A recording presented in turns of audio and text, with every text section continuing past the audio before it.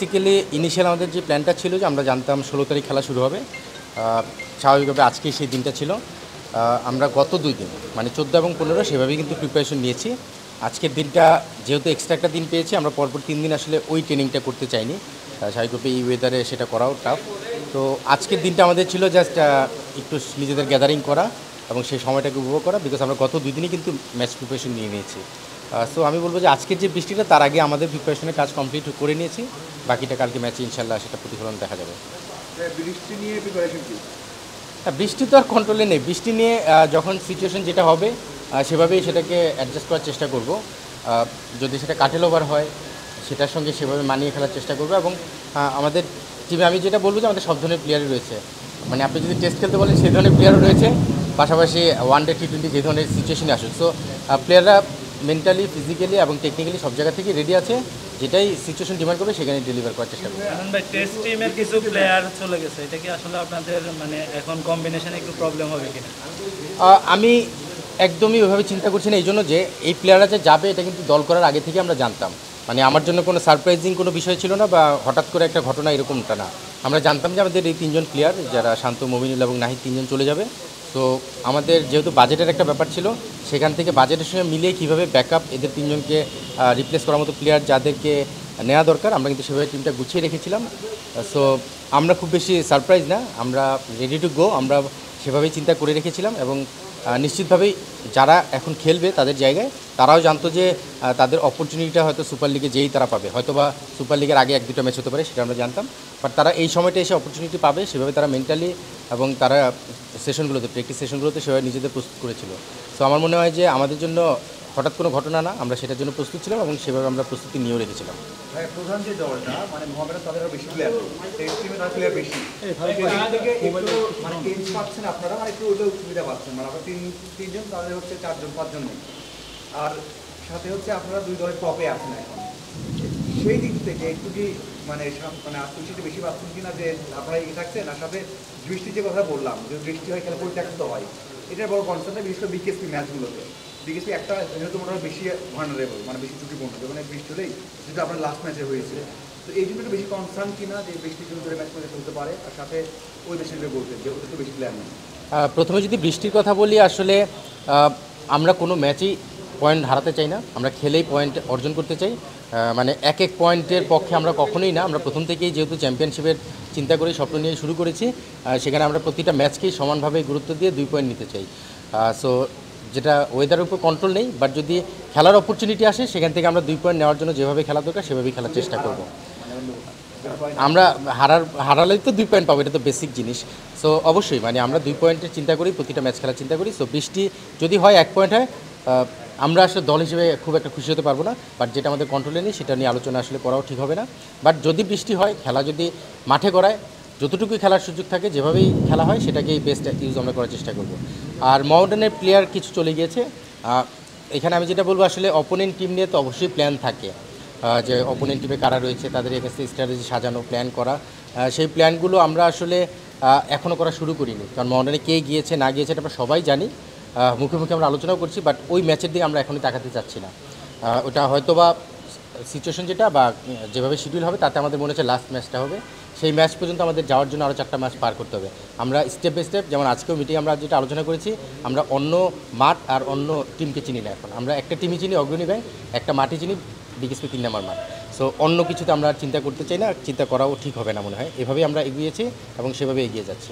ভাই, head coach হিসেবে first season, তো এখন পর্যন্ত আসলে অনুভূতি কি? আর সুপার লিগ শুরুর আগে আবাহনী টিমে কতটা কনফিডেন্ট?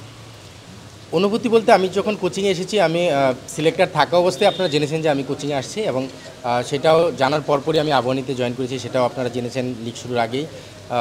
ভালো একটা দলে কোচিং করার অপরচুনিটি পেয়েছি, কিছু ভালো প্লেয়ার, কিছু ইয়াং প্লেয়ার, প্রমিজিং প্লেয়ার নিয়ে টিম গঠন করেছি, চ্যাম্পিয়নশিপের টার্গেট নিয়ে যাত্রা শুরু করেছি।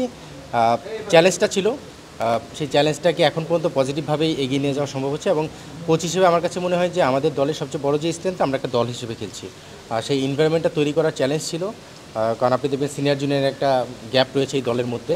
সেখানে সেই গ্যাপটাকে মিলিয়ে এক কাতারে নিয়ে আসা, সেই কাজটা সাকসেসফুলি করাটার একটা তৃপ্তি তো থাকেই।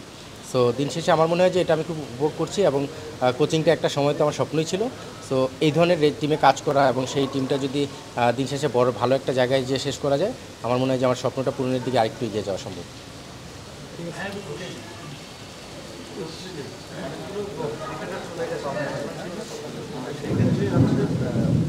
লিগের ওয়েটটা একটু কম হচ্ছে কিনা অ্যানাদার ওয়ান, যে কোচদেরও পরিকল্পনায় কোনো পরিবর্তন আনতে হচ্ছে কি?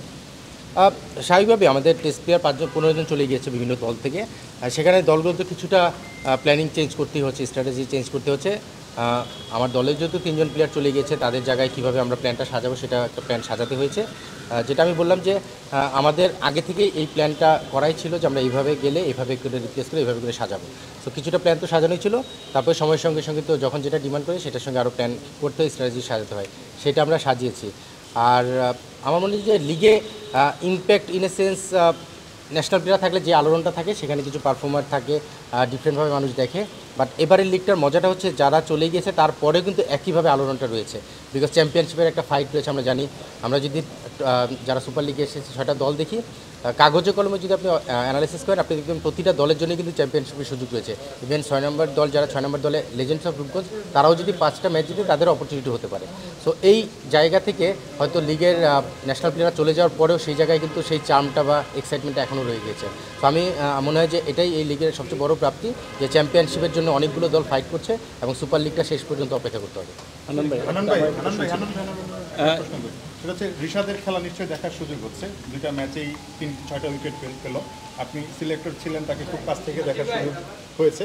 আমরা দেখি ফ্র্যাঞ্চাইজি ক্রিকেট আসলে যারা চান্স পায়, এদের মধ্যে সাকিব, মুস্তাফিজের পর খুব সম্ভবত সেটা ইউটিলাইজ করছে রিশাদের পারফরমেন্সটা কেমন লাগছে আপনার কাছে? আমার খুবই ভালো লাগছে, বিকজ আসলে শুধু রিশাদের পারফরমেন্স না, আমাদের দেশি যে কোনো প্লেয়ারই যখন ফ্র্যাঞ্চাইজিতে ভালো খেলে তার আউটকামটা আমাদের কিন্তু ফিউচারে খুব ভালো কাজে লাগে। আপনি দেখবেন সাকিব, মুস্তাফিজ ভালো করার পরে আইপিএল আমাদের আরও কিছু প্লেয়ারকে নিয়ে চিন্তাভাবনা করেছিল, সুযোগ পেয়েছিল। ঠিক একইভাবে রিশাদ এই ভালো করাটা আমাদের বাংলাদেশ ক্রিকেটের জন্য বিরাট একটা পাওয়া, বিকজ আমি শিওর যে বাংলাদেশি প্লেয়ারদের উপর ট্রাস্টটা বাড়বে এখন। মানে আমাদের রিশাদের এই পারফরমেন্সটা নিশ্চিতভাবেই পিএসএল এই টুর্নামেন্টে বা যে কোনো ফ্র্যাঞ্চাইজি টুর্নামেন্টে অন্য ফ্র্যাঞ্চাইজিগুলো এখন চিন্তা করবে বাংলাদেশের প্লেয়ারদের দিকে তাকানো যায়, তাদেরকে পিক করা যায়। সো রিশাদের পারফরমেন্স রিশাদের জন্য তো যতটা ভালো হয়েছে, আমি মনে করি বাংলাদেশ ক্রিকেটের জন্য এটা বিশাল একটা পাওয়া, বিকজ ফ্র্যাঞ্চাইজি টুর্নামেন্টগুলো খুবই ইম্পর্টেন্ট আমি মনে করি একজন প্লেয়ারকে নিজেদেরকে আরও এগিয়ে নিয়ে যাওয়ার ক্ষেত্রে। সো রিশাদের এই পারফরমেন্সটা যেমনটা উপভোগ করছি, আরও ভালো লাগছে যে বাংলাদেশ ক্রিকেটে আমার মনে হয় যে সেটার একটা পজিটিভ ইম্প্যাক্টও দেখা যাবে। এই যে একসময় বাংলাদেশের ফুটবলে নানা বিতর্কিত কারণে পিছিয়ে গেছে, এখন ফুটবলটা একটা ট্র্যাকে আসার সুযোগ হয়েছে এবং এই সময় ক্রিকেটে বিতর্ক, আপনি বিষয়টাকে কীভাবে দেখছেন? ক্রিকেটের জন্য কি এটা আসলে সংকেত কিনা?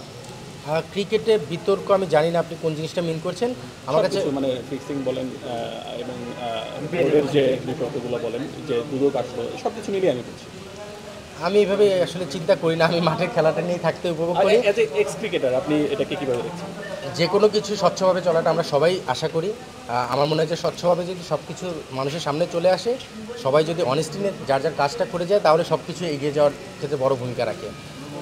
আমার মনে হয় যে ক্রিকেট বোর্ডে এখন যেই নতুন একটা বোর্ড এসেছে লম্বা সময়ের পরে, পালাবদলের পরে এই ধরনের সিনারিওটা আমাদের দেশীয় রাজনৈতিক জায়গা থেকে আমরা দেখতে পাচ্ছি। সো এটা প্রতিফলন প্রতিটা জায়গায় থাকবে, তার ব্যতিক্রম ক্রিকেট বোর্ডও না। নিশ্চিতভাবে ক্রিকেট বোর্ড বাংলাদেশের একটা অংশ। সো বাংলাদেশেই যখন সব কিছুর একটা পজিটিভ প্রতিফলন দেখা যাচ্ছে, ক্রিকেট বোর্ডেও সেখানে অনেক কিছু চিন্তাভাবনা করাচ্ছে দেখা যাচ্ছে। সো আমি এটা পজিটিভলি দেখছি যে আসলে সবার কাছে সব কিছু ক্লিয়ার থাকাটা ভালো, সেটা প্লেয়ার থেকে শুরু করে ম্যানেজমেন্ট থেকে শুরু করে ক্রিকেট বোর্ডের প্রতিটা জায়গায়। সো আমি খুব পজিটিভলি দেখছি।